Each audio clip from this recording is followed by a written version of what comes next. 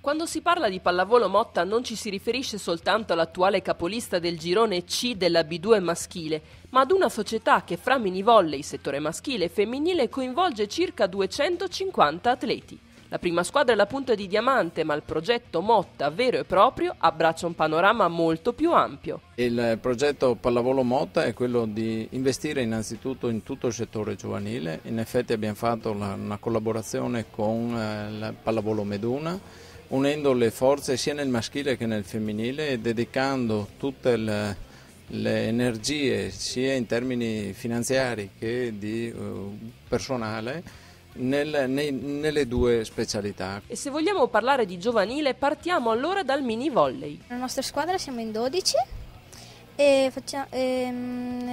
la cosa che ci piace di più ad allenare con lui è quando ci fa fare schiacciate a rete. Stiamo lavorando anche sulle scuole, l'obiettivo è diciamo così, far provare, far conoscere la pallavolo all'interno delle scuole, soprattutto di prima e seconda elementare, in modo da appassionare i giovani e dargli un futuro diciamo, qui all'interno della società. Per il maschile rimangono a Motta, poi il femminile all'età di 12-13 anni si spostano a Meduna.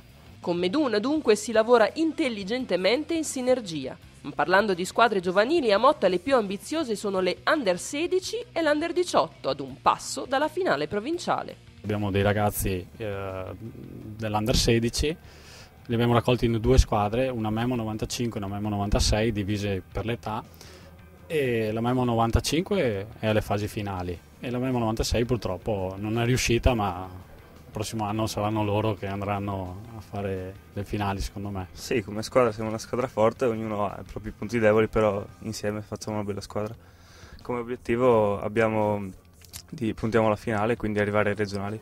E proprio Marco Zadro, arrivato in Under 18, è un elemento promettente già in rosa in Serie B.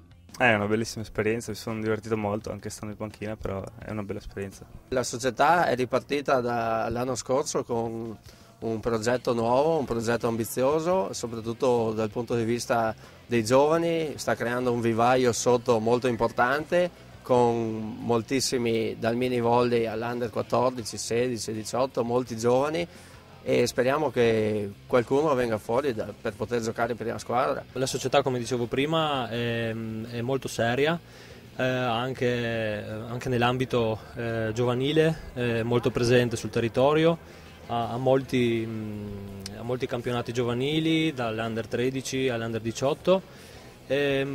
Oltretutto gli stessi ragazzi dell'Under 18 fanno anche la Serie D, quindi si respira molta area di pallavolo e questo fa sicuramente piacere. A Motta tutti sono perciò entusiasti. Ogni cosa è pensata per crescere nel movimento e nelle categorie e per costruire un grande futuro. Ogni squadra ha 2 allenatori, preparatore atletico specifico e fisioterapista.